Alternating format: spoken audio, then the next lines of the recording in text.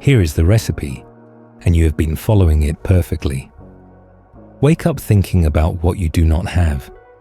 Scroll through images of lives that are not yours and measure the distance between their curated highlight reel and your unedited behind the scenes. Go to work at something you chose not because it calls to you, but because it pays enough to fund the distractions you need to recover from the work. Come home too tired to do anything meaningful, but too wired to rest.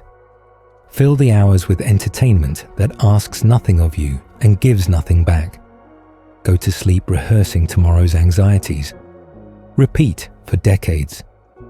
Die having spent your entire existence in the waiting room of a life that never called your name. You are not failing at happiness by accident.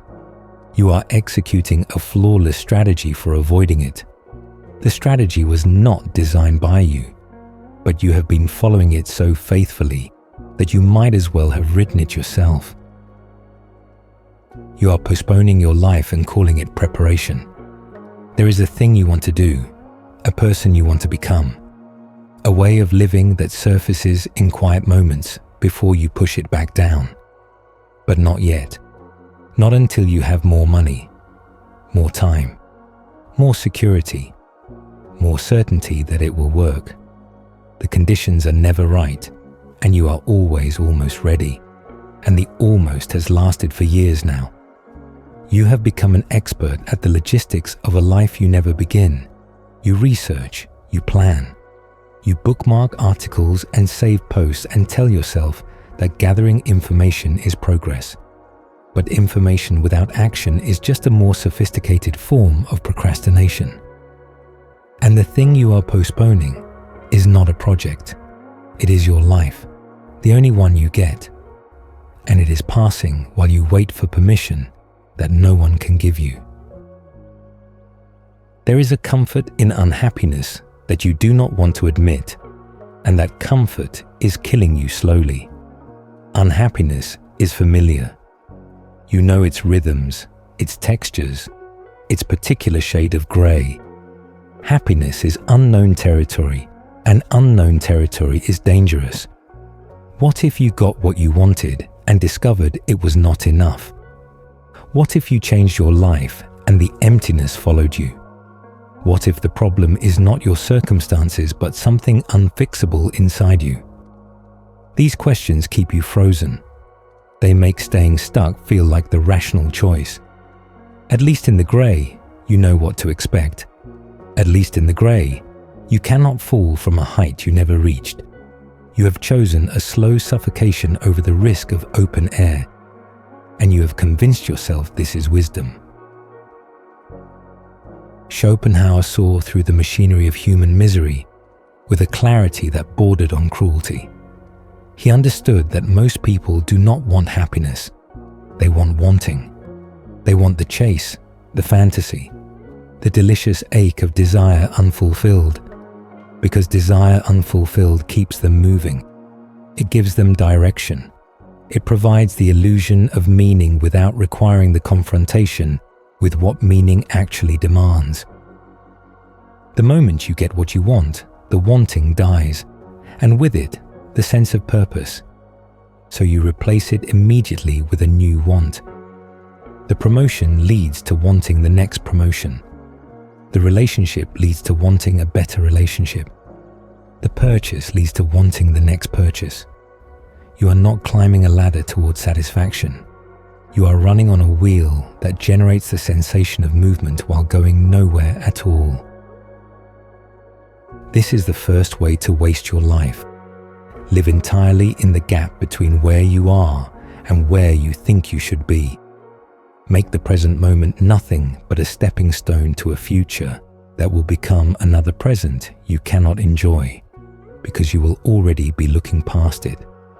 Train yourself to believe that happiness lives in the next achievement, the next acquisition, the next transformation, never in what is already here. This training will ensure that no matter what you accomplish, you will experience it as insufficient.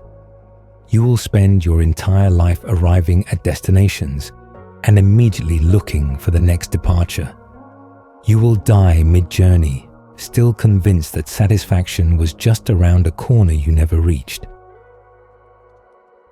The second way to waste your life is to confuse comfort with happiness.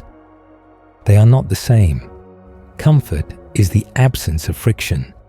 Happiness is the presence of meaning. Comfort is what you feel when nothing challenges you. Happiness often requires being challenged in ways that are deeply uncomfortable. The comfortable life is the life of least resistance, the path that asks nothing, risks nothing, and therefore offers nothing. You can optimize for comfort until your life is frictionless and empty, a smooth slide from birth to death with nothing in between that required you to become more than you were. This is not living. It is maintaining homeostasis until the system shuts down. The third way to waste your life is to let other people define what it should look like. You absorbed their metrics before you could question them. Success means money. Happiness means status. A good life means the visible markers that other people will recognize and approve. You never asked whether these metrics measured anything you actually value. You simply accepted them and began optimizing. Now you are decades into a life built on someone else's blueprint, and the house does not fit you, and you cannot figure out why you feel like a stranger in rooms you designed. You did not design them, you copied them.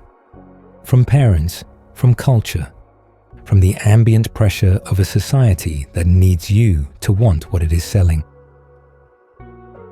The fourth way to waste your life is to avoid suffering at all costs. Suffering is information. It tells you where you are misaligned, where you are lying to yourself, where growth is needed and being refused.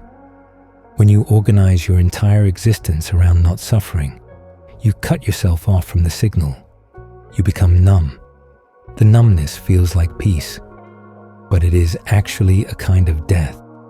The death of everything in you that could feel deeply, connect fully, and transform through the alchemy that only difficulty provides. The people who have wasted their lives most completely are not the ones who suffered most. They are the ones who suffered least because they never let anything touch them. Schopenhauer was called a pessimist, but his pessimism was actually a kind of liberation. If you stop expecting happiness to arrive from outside, you stop wasting your life chasing mirages. If you accept that desire is a wheel designed to spin forever, you can step off the wheel. If you see that the wanting is the problem, not the solution, you can begin to explore what exists when wanting stops. Not emptiness, presence. The thing that was always there beneath the noise of endless striving. You are wasting your life right now. Not because you are a bad person, because you are following a program that was installed before you knew programs could be questioned. The program says, want more, do more, become more, and eventually you will arrive at satisfaction. The program is lying. There is no arrival. There is only the quality of attention you bring to the moments that are already here, the moments you are currently spending waiting for better moments. The moments that will constitute the sum total of your existence when the accounting is done. You can keep following the recipe. The ingredients are always available. Distraction is abundant. Desire is self-renewing. The treadmill accepts all comers. Or you can stop, not stop living, stop wasting. The difference is smaller than it seems, and larger than you can imagine.